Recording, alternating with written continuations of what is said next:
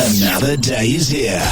It's the Blind Radio Guy podcast. And welcome to another episode of the Blind Radio Guy podcast. And today we are shining the light on Maxwell Ivey. He is a blind blogger, entrepreneur, podcaster. I mean, he does it all. And I want to get his story as to how he started out as a carnival equipment operator all the way up to doing the accessibility work that he does today. Max, thank you so much for coming on to the show. Well, Danny, thank you so much for having me, and I hate to have to correct the host right out of the box, but for legal purposes, I never actually operated any of the rides, although I did help set them up and take them down some weeks. Okay, so what was your title? What is it? Well, you know, who has a title in a family-run business? That's true, right? That's true. It's basically whatever needs to be done by whoever's capable of doing it so you can get to the next day or the next week. So I love it.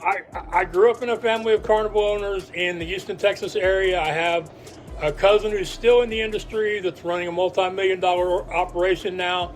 I had two other uncles plus my dad that were all in the business at one time. I also knew fairly early that I was going to lose my vision, or most or all of it, to retinitis pigmentosa. But, you know, with the encouragement of the family and the lessons you learn being a carnival owner, I graduated from a traditional high school and college. I completed the requirements to be one of the few blind eagles. And wow. I was lucky enough to work alongside the family for about 15 years before my dad's death caused us to go out of business. But he used to joke about it. He would say, well, Maxie, there's no way we're going to make opening if you don't help us put these rides together, but I sure hope nobody from the committee organizing this thing sees us doing it. I love that. And so your family, you grew up in East Texas. In the Houston, Texas area, yes. Boonies, right? In the middle of nowhere type of deal? When I was young, it was in the boonies. Now it's in the middle of a city. But yeah, that's right. Yeah. When I was growing up, we lived next door to a cattle ranch. I mean, it was way out from urban part of Houston at that time. I have a friend who went out to college out there in East Texas. I hear all the stories, all the bonfires and all the fun stuff they did out there because it's just the outdoors. You enjoy it. Yeah. Yeah, Texas still has some wild places in the northeast part and in the west part. I went to Blinn College in Brenham, which was a small city of about 10,000 people back then. I graduated from Corpus Christi State, which became Texas A&M Corpus Christi. And I think, Corpus is a city of about 500,000 now. It was about 200,000 back then. So I've been close to urban areas. Plus, when you make a living setting up rides at events, generally we traveled. When we started doing this when I was in junior high school, my dad bought his first 3 rides, and so we would do church bazaars on the weekends, and you'd leave school Friday afternoon, you'd go and work Friday, Saturday, and Sunday, and then you might get home by 2 or 3 o'clock in the morning Monday and have to roll out of bed and go to school Monday morning. Wow. Yeah. So and all of this was happening. You were doing all of this as you were becoming an Eagle Scout and having to, continuously go through school. What was that like, trying to cram all that in a week? Well, one of the things that I don't know if it was done, consciously, I don't know if there was like a memo that went out from the principal of my high school, but basically between my regular classes and any of the special education classes that I was in, they were always finding ways that they could help me meet a requirement of one of the skill awards or merit badges with stuff I did during school.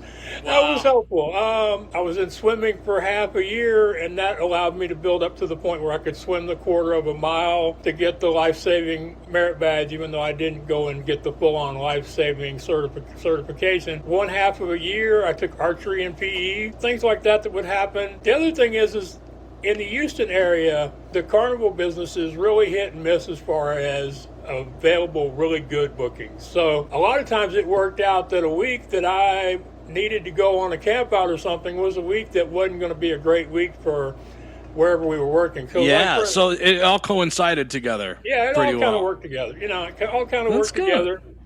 And, things are different with the Scouts for a lot of reasons. But back then in the Houston area, we had a we had, I guess, what you'd call a segregated troop for boys who were visually impaired. Wow. But now, people with disabilities are all mainstreamed into regular troops, and of course they have now the combining of the boys and the girls into one organization. So, a lot of things have changed in that area, but, a lot of good lessons learned from being a carnival owner and from scouting and from, as you say, just navigating the education process when you're losing your vision.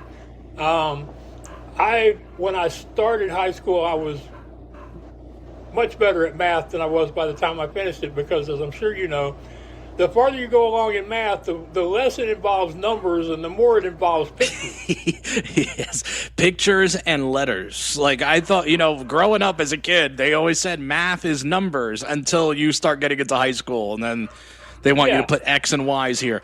And that was the other thing. I'm so glad you led right into it. Did anything change for you when it came to your responsibilities of the business as you were losing your sight? And were there any hurdles that you faced at that point because you were losing your sight, or did you kind of just remember everything as you had vision and you were doing it? Right. Well, one thing I honestly believe is, in the time I grew up, which was before most technology, the first screen reader I had access to was hardwired into a note taker, and that was in my senior year of high school. So, wow, not a lot of high tech stuff. And back then, if you were smart, you either you developed your memory. You taught yourself to be able to do math problems up to a certain level without pen and paper. There were things that.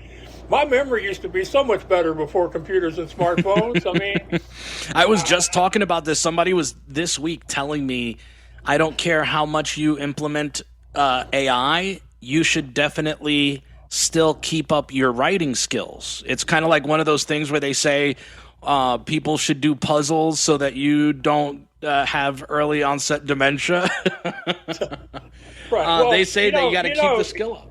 Yeah, well, writing is more than just writing. It's communication, and communication affects the way we navigate language with each other. And last year, as part of a gig I had doing some product evaluation for accessibility, I was hired or contracted to do an evaluation of the Braille Legos as a fun educational way of teaching language to young people with vision loss, and also teaching socialization. And that was really cool to be able to say I got paid to play with Legos.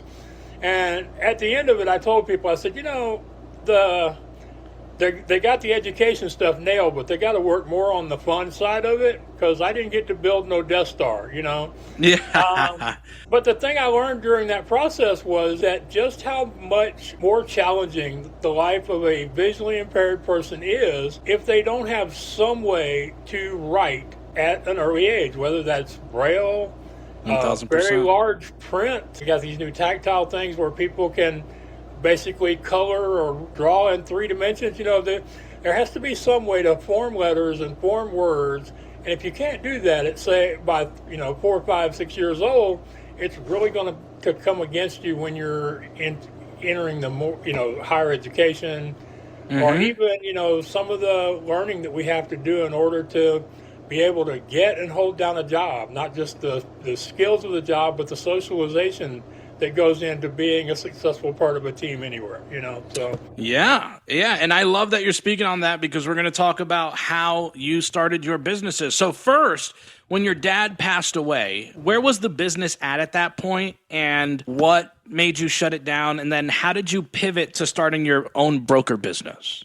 When he passed away in 2003, we were pretty much where we had always been, but we were making some minor changes that were probably going to help us. We had purchased our first inflatable attractions. We had a 22-foot inflatable slide, and we had a 30-something foot inflatable spook house, which was really just a bounce house with some funny things in it that were supposed to be scary. We were really trying to change from having to have tractor trailers to move really heavy rides to finding alternatives that we could move with gooseneck trailers and 1-ton trucks, and really trying to transition to more rentals, corporate events, smaller events where maybe you only take a few rides instead of having to provide an entire carnival.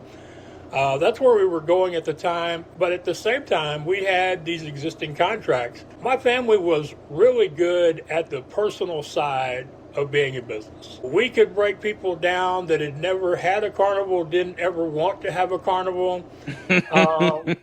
We built really good relations with committees that set up events to the point where more than once a festival has told my dad, they're like, Max, we know you don't own enough rides to do this event, but we know somehow, some way you will find them, that, you will get somebody to subcontract this. But they would tell them the main thing is we know two things when we have Max Ivey. One, if anything happens out here we don't like, Max will take care of it.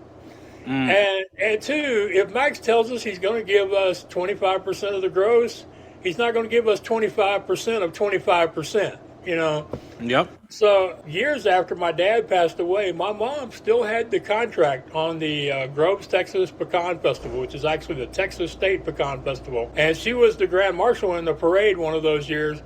And they basically just told her the same thing they told my dad. This is your contract. As long as you can want it to be your contract, we'll just leave it up to you to find. Man, that's amazing. Yeah. So, and that just speaks to who you guys all were, right? Personable people. The business dissolves. You start your broker business.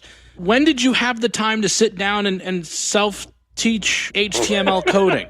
Because I'm telling you right now, I started learning HTML coding before any of this stuff was around now. Yeah. And before HTML became HTML5, right?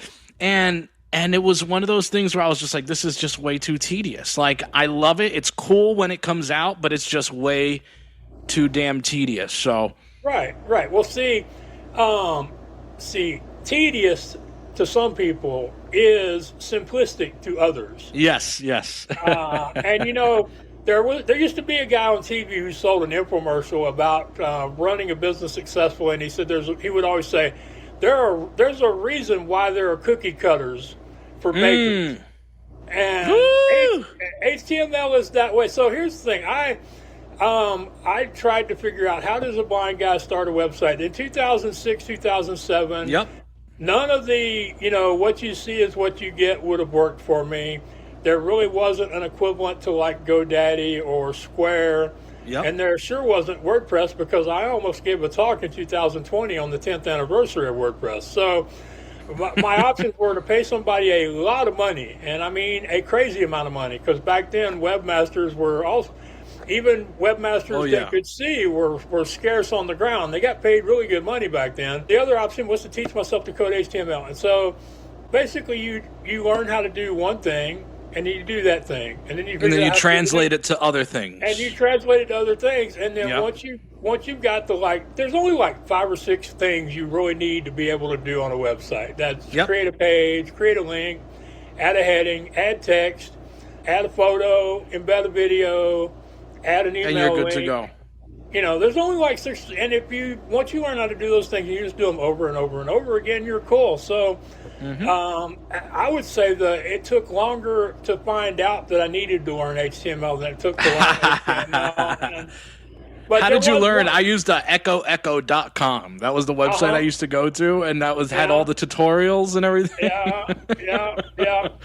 Now, 2 things about it. One is I did occasionally borrow code from other people, and sometimes I used open source, which there wasn't a lot of it back then, but there was some.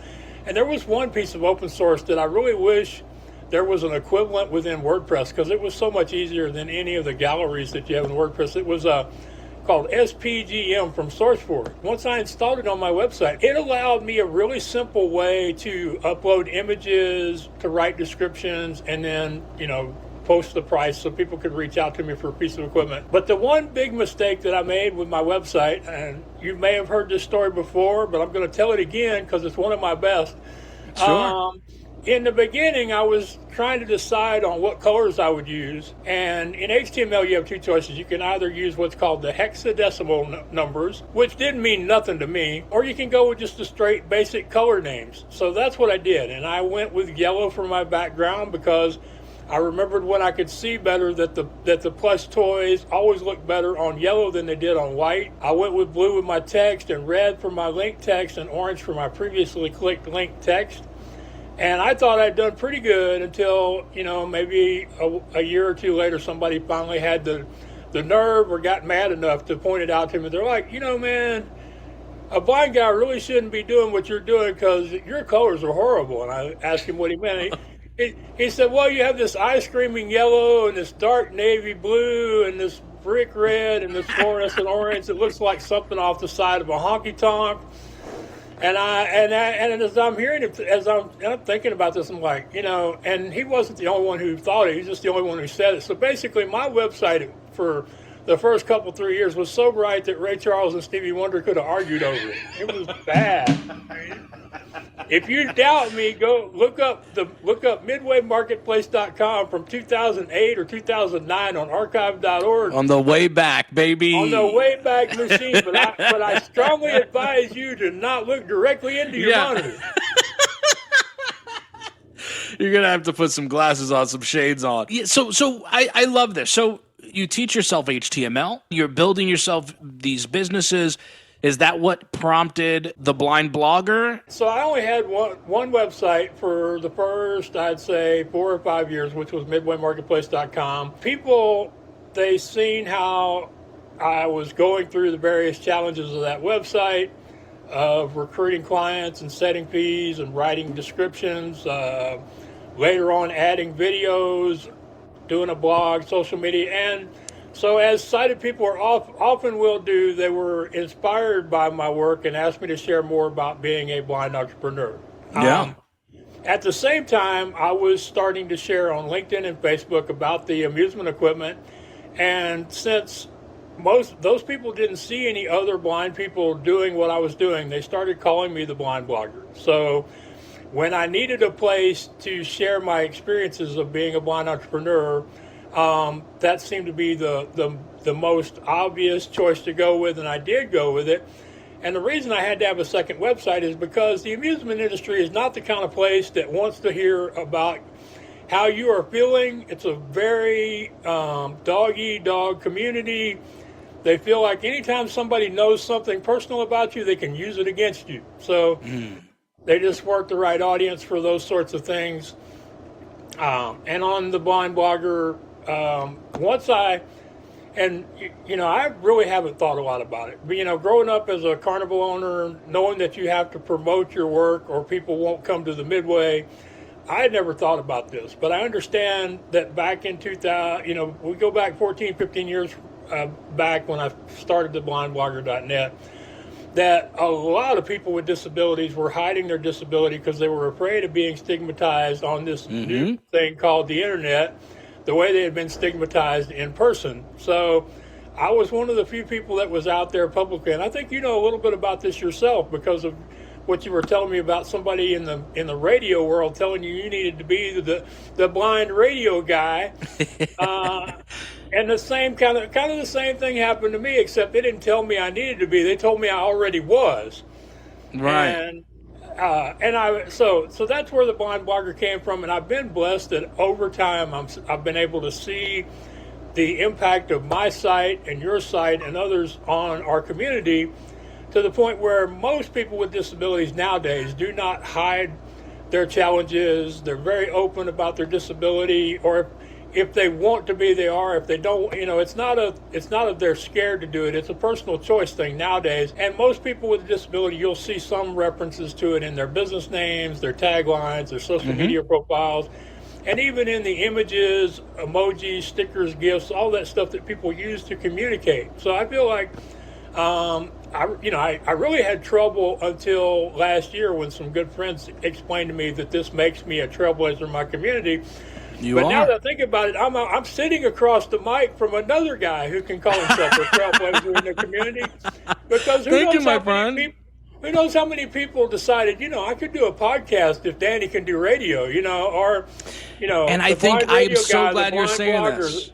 Yes, bro. Yes, because and I say this all the time, there's enough money to be made and there's no need to gatekeep. We need to stick with each other. And it goes back to what you were saying, like how people with disabilities were continuously scrutinized, or whatever the case may be, it really doesn't serve us any purpose to put each other down. I think we all need to work together in this blind community for sure. I want to go to the accessibility advantage, because you started this company obviously with blind people in mind and making things more accessible and more available to us. And so that also adds to your trailblazing, because I love that we have people like you that are sticking up for us, but you emphasize reaching digital accessibility through communication and collaboration instead of compliance and shame. How can business owners start adopting that mindset today? First part of this is I did not plan to do this. Like many things in my life is more a river than it is a roadmap. What happened is in 2019, I was helping people get booked on podcasts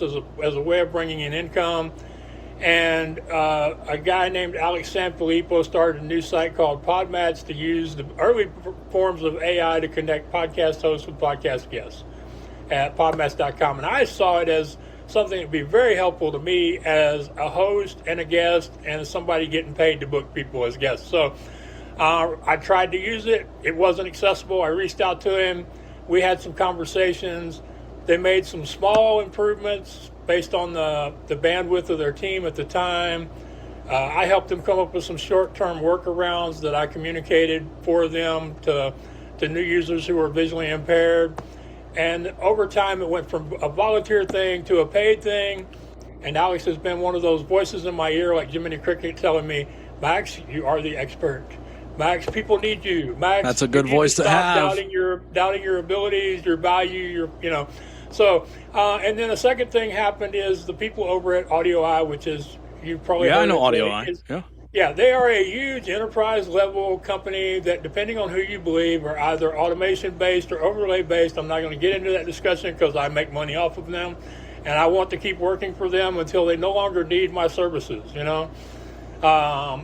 My income stream, if you put it into a pie chart, would be more than just 2 or 3 slices. You know what I'm saying? Yeah. So, but they reached out to me on LinkedIn and said, we would love to take advantage of your ability as a storyteller to communicate concepts of accessibility. And we especially love how you talk about accessibility as a business benefit and not so much as a compliance issue. So I was basically dragged in this direction. I did not want to be in accessibility. I was comfortable being in being an online media publicist, which is what I was calling myself at that time. Mm-hmm. But other people had better ideas, and here I am, and I'm just really starting to scratch the surface as far as my business goes in this area. Now, as far as the whole idea of collaboration instead of compliance or alongside compliance is, I never had the backing of a major corporation, a named nonprofit, a government agency. So when I'm navigating the internet trying to accomplish the goals in whatever business I'm working on that day, my way is to reach out to these website owners and app owners and go, hey, I'm Max Ivey, the blind blogger. I'm visually impaired. I use a screen reader. I'm about to use your product, or I've already tried using your product. And if I have troubles, I would love to have a conversation with you or your tech people so we can figure this out. And more often than not, they would either make adjustments to their website or their onboarding process that would help me, or in other cases, they would offer to do things for me, which, given what you've probably heard about my speaking on interdependence, asking for help and accepting them when offered, I've never had the same problem a lot of visually impaired people do with done for you or done with you, as opposed to everything being do it yourself. And occasionally I just had to tell them, this ain't working. I'm going to have to go to somebody else. So my approach is different because of that. I also think the fact that I had to build my own website for 5 years gives me a lot of empathy and understanding for the people that do the hard work of trying to adjust to accessibility that most people in this arena don't have and just can't have because they've never had the opportunity to be on both sides of the fence at the same time. I've been also a guaranteed forced lawsuit means people are lining their pockets, right? So it's like to me, it's like, hey man, like it's wrong and unethical, but these people are going to align the way they need to. Look, I think more so than ever, accessibility is so important. And I was unfortunately, and I don't want to say unfortunately as if I'm putting down how I thought.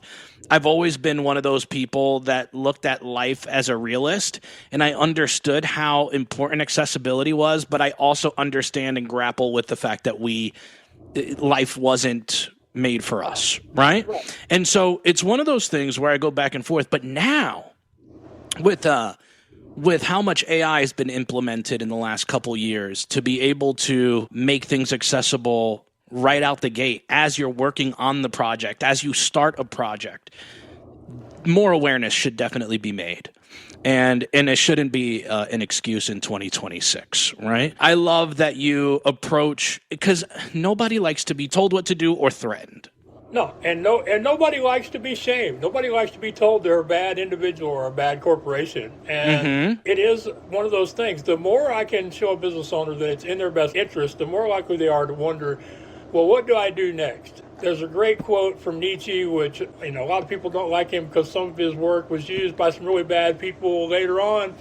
But he once said that if a man has a big enough why, he can navigate any how. And I feel like that's the thing with accessibility. So we have to do a better job of giving business owners the whys. The improving accessibility improves overall user experience, including things like dark mode and how people with no hearing loss use closed caption. We have to talk about SEO and AI influence and load times and how it costs you less money to update a website the next time if your code is being created to have an accessible, these kinds of things. One of the ways that this really hit home for me is, for years I would tell people, you really have to add the alt text. You got to add the alt text. You got to add the alt text. And people would tell me, okay, I understand I need to do that, but I ain't interested. But once I could tell them that Google was indexing their alternative text for their images, it was like, okay, how do I do this right, Max? And I'm like, so that's the way we have to approach it. And we also have to do a better job of emphasizing the reach of people with disabilities.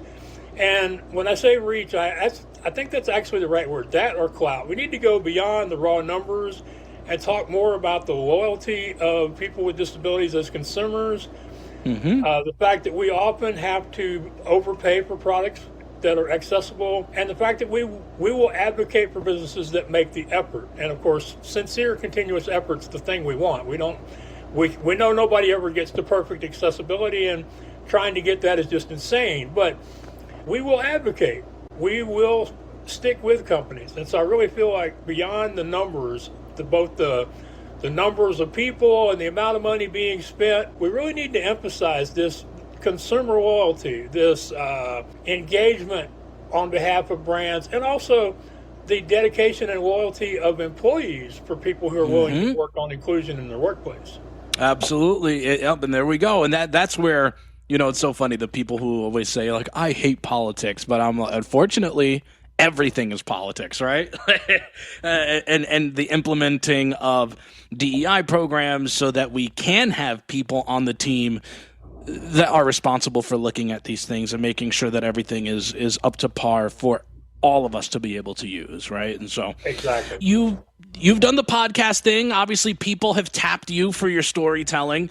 So having hosted your own podcast and, of course, appearing on hundreds of podcasts as a guest, and then, of course, having your background in booking people, what makes audio and podcasting such a powerful tool for community building and overcoming societal assumptions? I think one of the things we really miss out on, and this comes back to the misconceptions of people about podcasting, because so many people are putting out video or video and audio, the assumption is that a lot of people are watching these videos. And that couldn't be farther from the truth. Depending on whose numbers you go by, audio, especially the main platforms like Apple and Spotify, are still like 75-85% of total podcast consumption. So as I like to tell people, since the majority of your audience is blind, why are you treating them like they can see?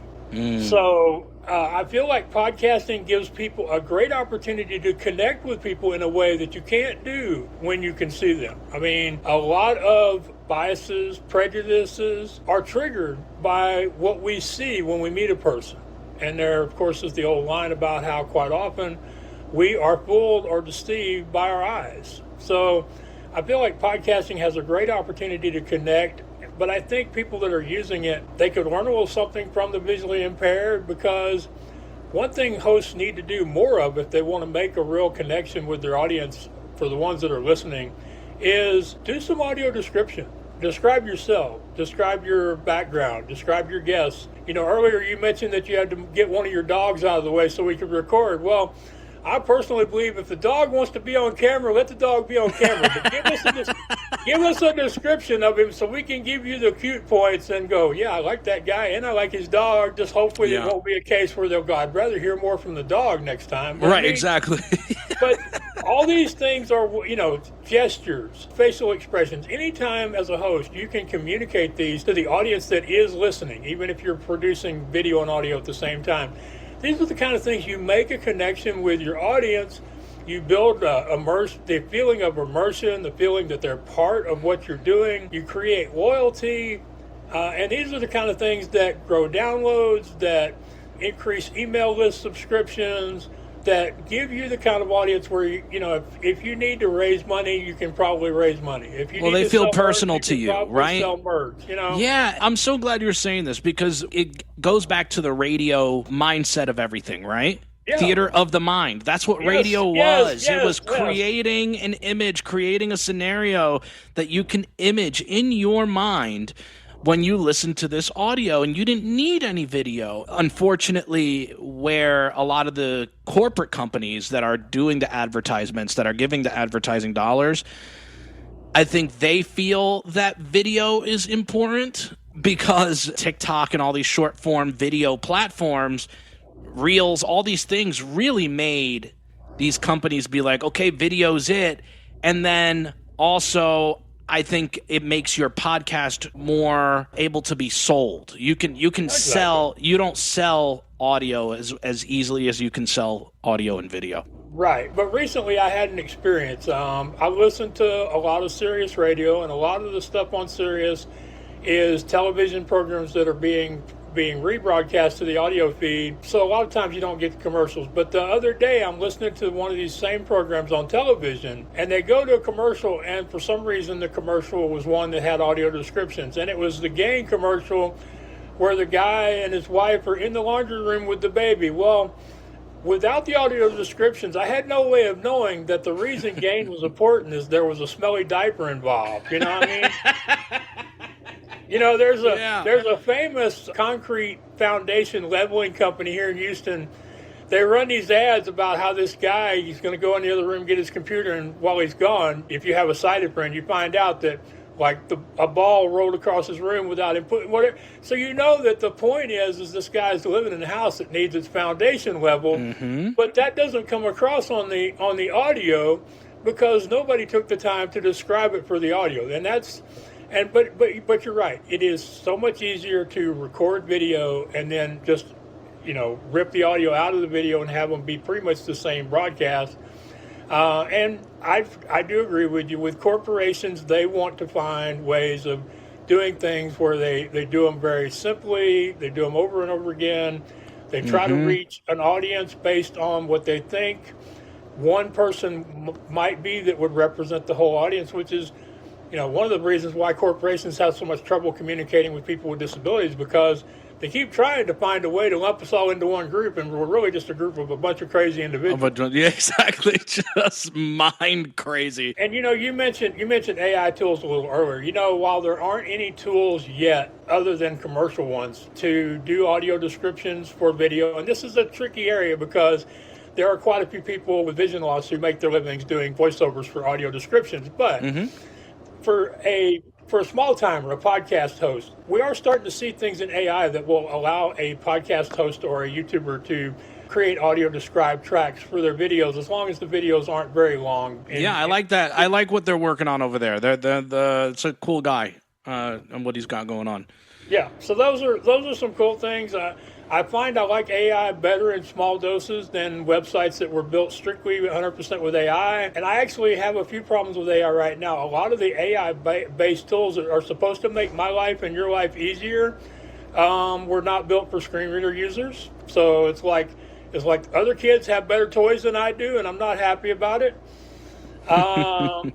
Also, a lot of people that are building websites and other content with AI-based tools are assuming the outputs are being tested for accessibility. In most cases, they are not. Yep. AI is still not good at testing accessibility if you ask it to. So there is that, Well, here's something I said a few months ago on a podcast interview, and I'm still trying to figure out if I was wise or stupid. Whether I'm we'll decide here.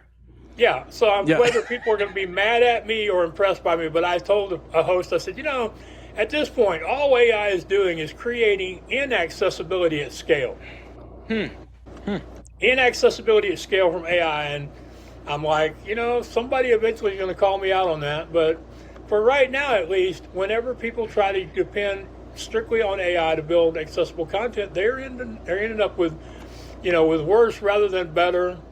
And really, a lot of it just comes down to whether or not the output is being tested, because it's one thing to tell AI, okay, look, I want you to build this web page using the WCAG guidelines for an accessible site. Make sure to do ARIA labels, blah, blah, blah, all these things. You tell it that, and it'll do its really best job of doing that. But just because you told AI to do that on the front end doesn't mean you can put that stuff out in the world without at least running a self-check, like with Waze or Lightbox or something, Lighthouse, excuse me, to make sure, or to double check to make sure that AI did what you thought it was going to do. So these are just the usual, due diligence, the usual, showing an abundance of caution that most people would do if they built the web page themselves. But when they ask AI to build the web page, quite often they forget the step of checking it to make sure it's accessible. And of course, if you have the opportunity, it's great if you have a community of people you can have test it that represent a variety of disabilities, or if you have somebody who's been doing this pretty much, since there have been screen readers who can help you out. Man, I love that. I do this for all my interviews. I do a fast-paced power round of questions. Okay. All right, I'm getting better at lightning round, so let's go. Yes, this is good. This is just good. Rapid-fire questions. Favorite snack food? String cheese. String cheese. Favorite childhood TV show? What was your go-to? Scooby-Doo. If you were to pay to see anyone in concert and they are playing near you tonight, who are you going to see? Springsteen. Oh, my home state of New Jersey. I love that. That was a good answer. Let's forget about age or genre. Who, other than maybe Taylor Swift, gives a better performance than Springsteen? I've always heard that even today, he's killing the stage. Yeah, 3-4 hours every night he goes out there, and he doesn't halfway anything. So yeah, that was an easy one. Carnival food royalty, funnel cake, corn dogs, or fried Oreos. Which one is taking the cake? Corn dog. Because I've been a Carney kid for 50-something years, and the corn dog predates both of those other choices. Wow. Okay, and then if you could jump into any classic radio drama or audiobook universe for a day, which would it be? This is going to surprise you. It would be the universe that J.D. Robb uses for her in-death books. It's 2050s, 2060s, after a great urban upheaval that was caused by, the fact that too few had too much. But just the people in her universe are all just really well-formed. And one of the great things about her universe is the people change and grow, and in some cases even digress during the course of the books in her universe. I love that. So you get all kinds of people. Right. And she doesn't have a blind character, so I'm kind of hoping I'll get in the next book. I'm hoping so. I'm hoping the best for you. What about, what is the single piece of adaptive tech or software you couldn't live without for a single day? The the piece I couldn't live without for a single day, it pretty much has to be the iPhone. You know, I mean, The iPhone, yeah. it does. Oh, it that was does what I so was going to much. say.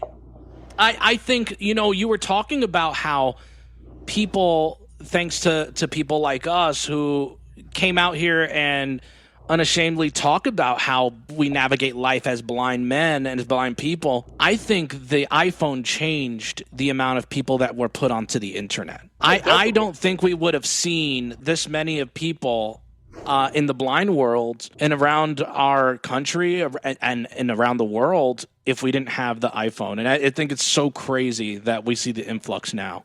Yeah. Now, there are people who would say the iPhone is great, and I agree with them. It's done a lot of good stuff for us. But they would also go, because of accessibility issues, we don't get to choose what kind of smartphone we use. Android and TalkBack, they're doing some better things than they did 5 years ago. But I have people who will say, the iPhone, it unlocked a lot of stuff, but it also put a lot of blind people in a box. That's one of those conversations that's best held over a beer somewhere where you don't have to worry about where you got to be next. I have a friend who's like, every so often he'll go, Max, do you have an Audible account? And I'll tell him no. He's like, do you have like a credit account? You have like one of your credit cards hooked up to Amazon where you can buy it? And I go, no, I depend on the audiobooks from the National Library Service for the Blind. And he's like, you do realize that that's censorship, that because not all the books that are available in audio are available on that site, you're actually being deprived. I'm like, look, man, there's so much good stuff for Max to read. Max doesn't need to hear that he's deprived, I love that you still get your books from NLS, though. I think that's really cool. I'm cheap, okay? I am a hard-working guy who doesn't make enough money, who every time I see something I want, it costs more than I think it should cost. And so if I can continue to get something for free or for a reasonable subscription, I'm going to keep doing it. I have one luxury item, just in case you're interested. I pay for the full Sirius XM subscription. And the reason I do that is because the sports broadcasting in this country has gone to hell. You can't listen to a game on TV more and know what's going on. It's true. So I pay for the Sirius subscription so I can listen to the hometown announcers for all of the 4 major sports and now even for some of the FC teams. Yeah, did you get into the World Cup this year? No, I didn't get into the World Cup. Mainly the politics ruined it for me. About the time I was going to get into it, all that stuff about the guy from the U.S. getting red carded started to happen. Yeah. But yeah, in LS, Sirius XM, archive.org has so much of the old time radio, the theater of the mind we talked about earlier. Yep. So there's a lot of great stuff you can access that for free or next to free without having to pay a subscription. Purchases, last year I found out about the Monarch, which is a really high tech digital braille display that can do graphics, both input and output. And then I found out that a Monarch costs like $19,000, and I'm like, okay, I guess I'm gonna have to save up for one of them puppies, Yeah, no, and I got a few more of the power around here. Okay, all right, I'm sorry. Don't be sorry. Don't be sorry at all. I don't want to keep your time. I got all the time in the world. I'm good. I got nowhere else to be today. Okay, very good, very good. So we're here. We're here. What was the very first thing you bought with money you made from your brokering business? So you go to start a business on your own. You're splitting from the family. You're not doing business with the family anymore. What was that thing you treated yourself to?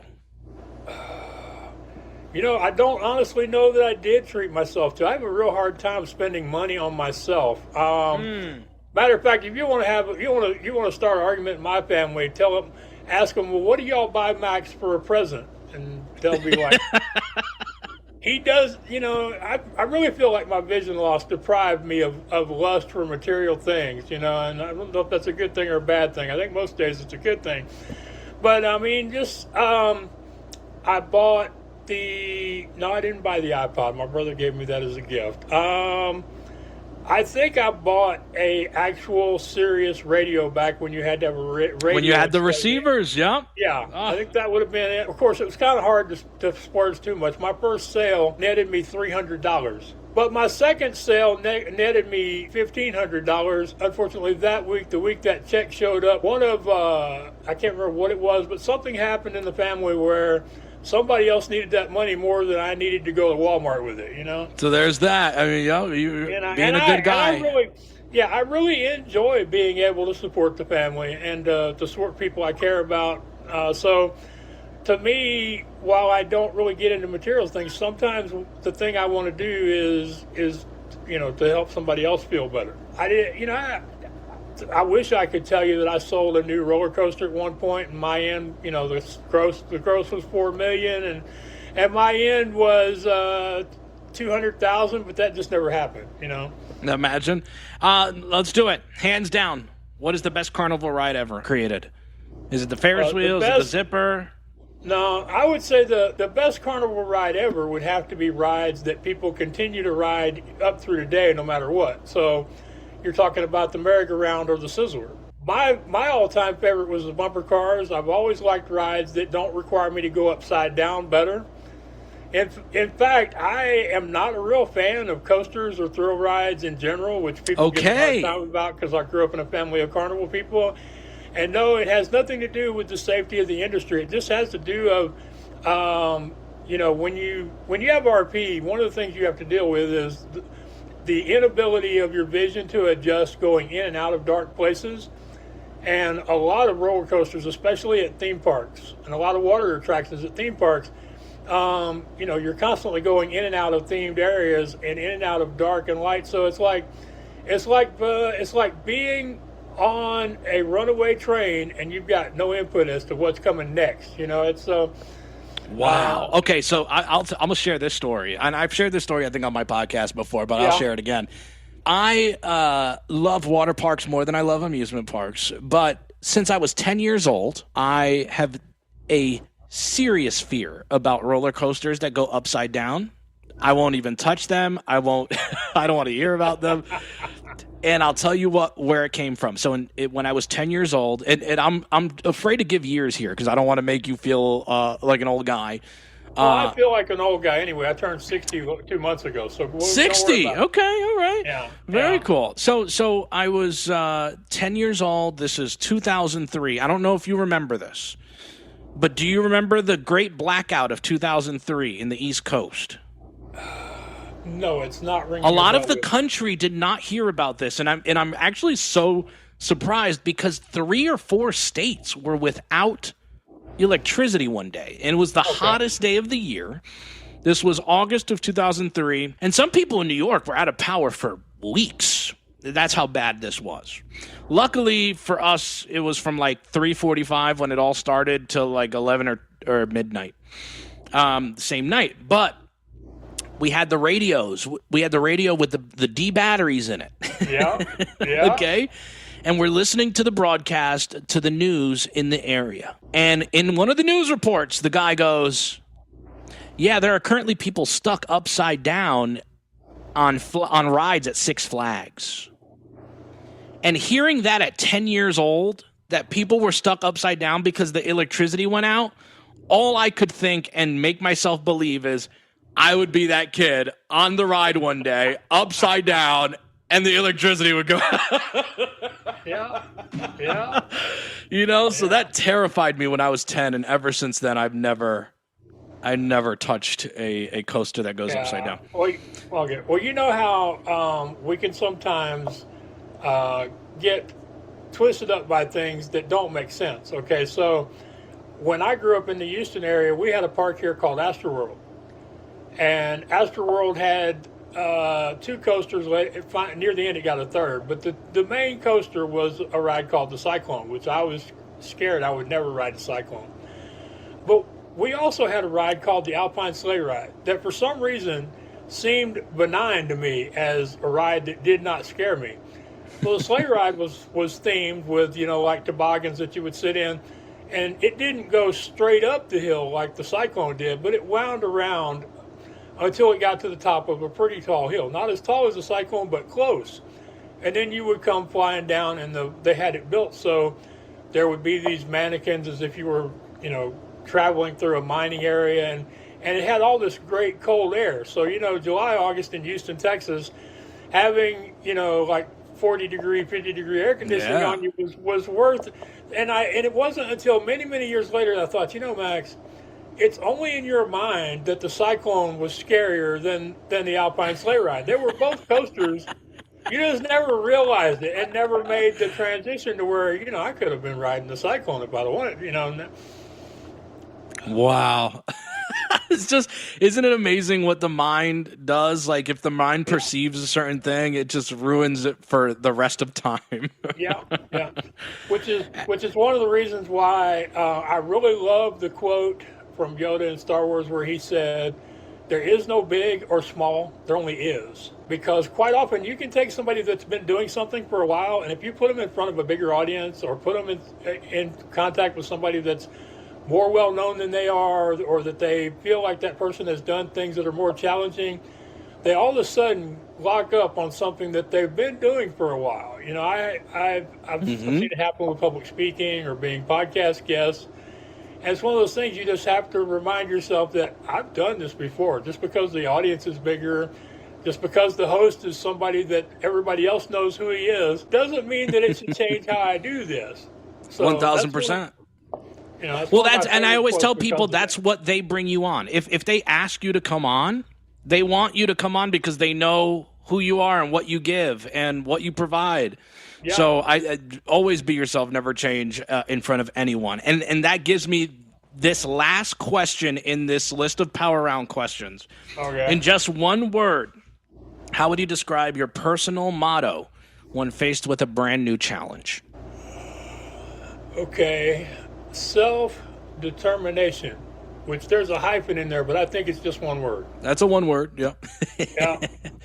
The longer answer is, okay, I was part of a small traveling carnival for a long time, and most of the time we did not have the resources that we wanted to, but we still had to figure out a way to get open. And some weeks it was a little more challenging than others, and some weeks me and my dad would bring the last ride or game in while other people are already open, and we would get there and they would go, "How did y'all manage to do that?" Like, one time we loaded a 900-pound inflatable by ourselves with just a 2x8 piece of planking, some rope, and some strong backs and legs. But when we'd get to the next town, people would go, "How did y'all do that?" And my dad would always look at them and he'd grin and he would go, "What, did we have a choice?"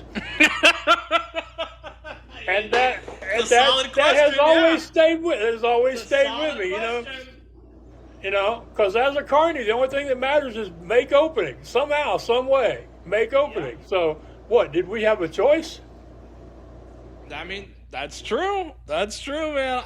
Max, you've been such a joy to have on. I love your stories. I love your ability to quote people, and of course, really express the excellence of your dad and the family business and him putting you on a trajectory to be self-sufficient, right? To have your own companies, to be who you are today. Thank you so much for everything you give to the blind community, all the help that you do. And, man, thank you so much for coming on. We'll have to have you on again for sure. Well, Danny, I appreciate it. It's great being on a podcast with somebody that has also provided so much joy and information to people through your show. Thank you. And, thank you, my friend. Together, we are both trailblazers. We both are not only showing people the way, but reminding them that they should be finding their own way. This is the way to do it. That's absolutely true. Can you tell them where to find you if they want to work with you, if they need your consulting? How can they get access to Maxwell Ivey, the blind blogger? Right. So they can go to theaccessibilityadvantage.com for the accessibility stuff. They can go to theblindblogger.net for the inspirational stuff.